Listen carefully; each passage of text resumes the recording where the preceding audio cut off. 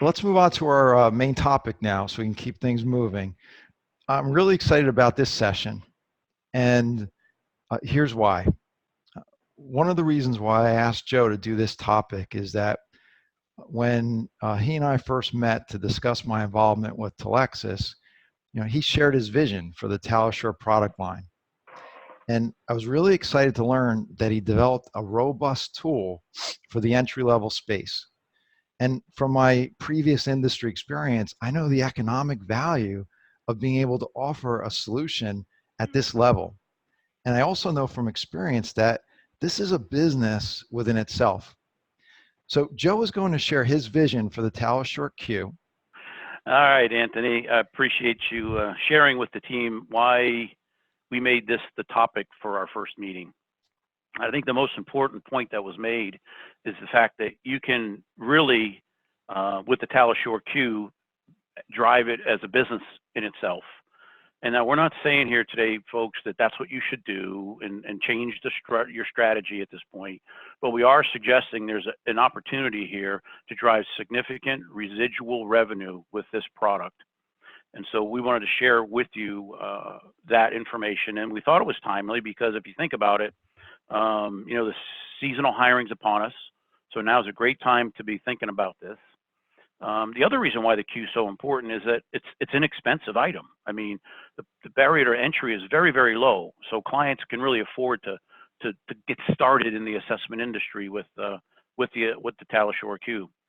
The other thing is firmly believe it's absolutely the best product on the market for the price point, and we'll talk a little bit more about that in a second.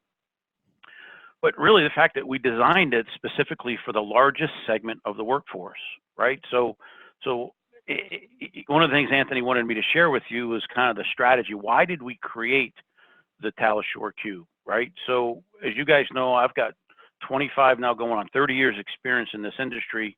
I've developed a number of assessments in my lifetime, a number of different tools, and I've had the opportunity to listen to the market, listen to our clients, listen to the users. And then I had this slide that I was looking at, and it actually became very obvious that this industry was lacking a quality psychometric tool for lower levels of the organizational chart. So, I mean, what you're looking at here really was the foundation for the Talexus product strategy, and it still is today. But one of the things we learned over the years is that the distribution of the TalassureQ products doesn't align with this graphic that you're looking at.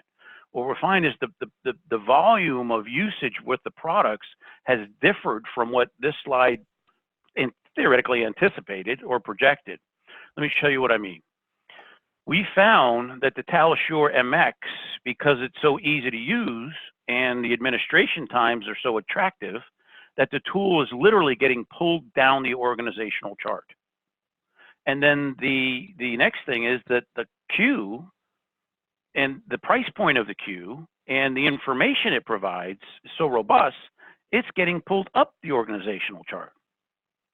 So it's actually squeezing that center mid-level workforce. And don't get me wrong, the TalassureQ M is still a great product and people are using it, but the distribution has shifted from what we first anticipated.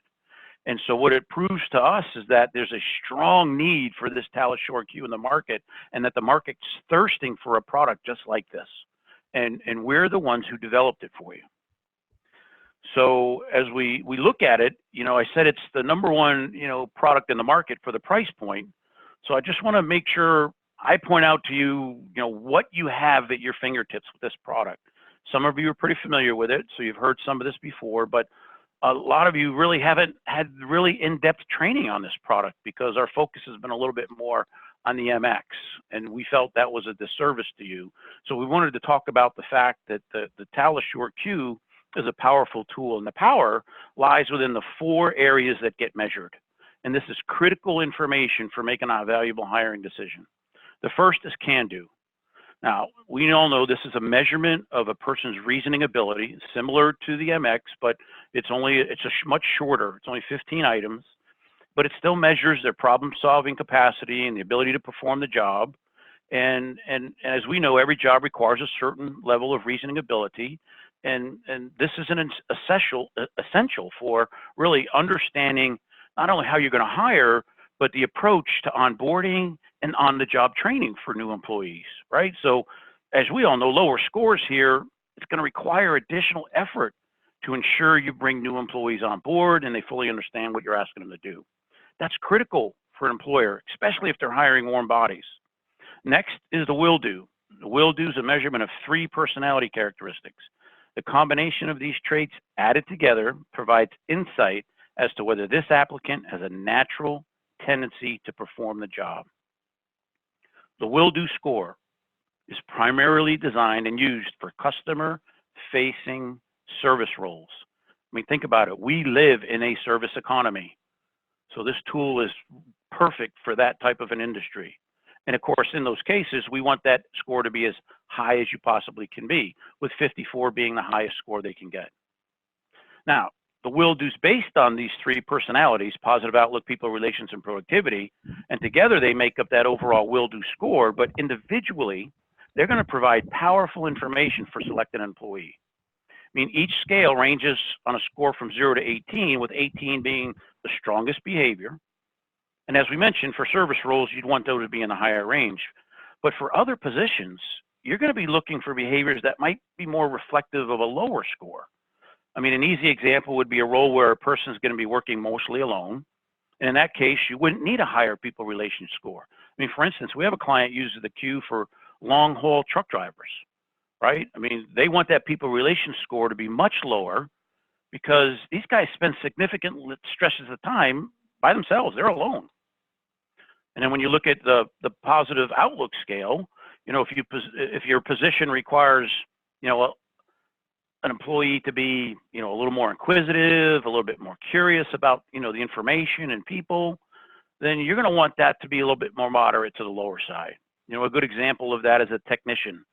You know, to be a good troubleshooter, they need to be more skeptical. They need to be able to ask critical questions to find the root of the problem. And then you got productivity, which, you know, employees who have a sense of urgency are energetic. They work well in service type positions, but if the position's more routine, more repetitive, and requires attention to detail, you're definitely going to be looking for lower scores here. So the power of that is your client, as they use the TalassureQ over time, they're going to get more comfortable with where these scores need to be. And with your experience, you're going to be able to coach them on how to do that. So that's the power of the will do score. Then we have the really important score. It's conscientiousness. I mean, let's face it. What are employers trying to do? They want to hire hardworking, honest, diligent, and punctual employees. Well, the conscientiousness is really a personality trait about being careful or diligent. It also implies the desire to do a task well, to take obligations seriously, and conscientious people also tend to be honest people. So even though a high score is desirable, you know, the report is going to generate for moderate or high, it's going to identify it as being acceptable. So you get all of that information for this product, with this product. And then you have the critical piece, because we want to make sure our clients are making good decisions, but the information's accurate. And so that's why we have the exaggeration, which is going to tell us if they tried to portray themselves in a favorable light. And as we know, a high score here could raise concern. It'll tell you that, you know, information might not be reliable, but that doesn't mean they should disqualify the candidate. It just means they should question that information. So if you look at all of the information that's provided by the TalassureQ on this page right here, if that's the psychometric part of the product, okay? And if you stop there and a client just stops right there, they get great value for $35. Sure, the suggested retail is $39, but I know most of you guys are selling it at the $35 range. And you get all this information for 15 minutes. Now, you can't get that anywhere else for $35. I mean, if you went to, the closest thing would be a Wonderlic, and there you're going to have to get a honesty test, a personality test, and a cognitive test. You'll have to use 3 separate tests. And that'll cost you at least $60 because they're like $20 a piece. So you can't get this information anywhere else. So again, if a client stops right there, they have a solid product that you have available to them for a very inexpensive price. But the great thing about it is if they want to, and they choose to, for free, they can add the additional direct admission questionnaire. And that's going to provide the insight about the applicant's employment history, as well as their attitude towards workplace values. I mean, think about that. They're getting all this information. Now, I got to be straight up. This section will add time. It adds at least 5 minutes to the assessment, right? So certain companies won't use it because they're worried about candidate experience and they need it to be shorter. But again, this is a flip of a switch. You can turn this section on or off, and there's no extra charge to have it on or off. But it's valuable. I know clients that use the assessment just for this section because they like the fact that it's a standardized approach to asking these questions because they don't trust their hiring managers to do it the right way. So they'll use it just for that purpose. Again, powerful tool, and it's huge value for the client to be hiring at these levels, especially if you think about the conversations we had earlier about the industry update. So it's right in line with that. So with that said, now that I've talked about the product, I've talked about why we do the product. Some of you are saying that's nice, but that doesn't fit in with my business. I'm not sure if this is for me. Why would I take the time and sell this product, right? Because some of you might be saying it's not quite worth my time. You don't think it's a high enough profit margin. Well, just to remind you, because remember we talked about reminding you what you might have forgotten. There's a 200% markup on this product. I mean, so when you're selling it at $35, that's a 200% markup. So I know companies that would kill for 200% markup. So the difference is you got to deal with volume, and it's easier to get volume with a product that's lower priced.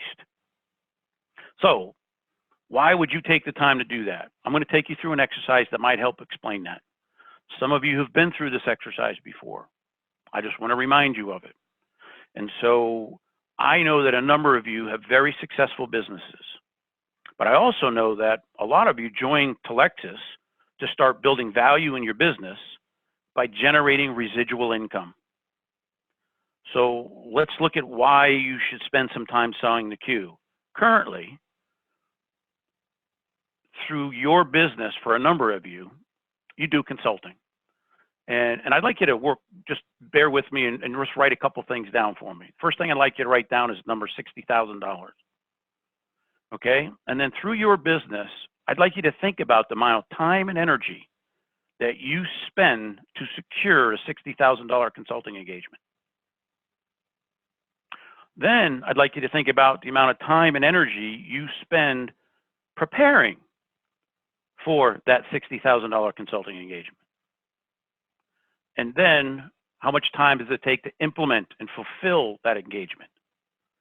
And if you look at that and put all that together, the total amount of time you're going to have to deliver on a $60,000 engagement, when it's all said and done, what do you have? You have $60,000. Yeah, you have a client, and there might be some residual there. There might be another consulting engagement you can gather from it. You might get, some sort of retainer. But most of the time, I found consulting engagements tend to be one-offs. Now, if you take the Q and you see how the Q can change that, I'm going to ask you to think about the time and effort we calculated just now to secure a $60,000 consulting engagement and see what happens if you take that exact same time and put that energy into leveraging, selling the Q so that you can leverage that time.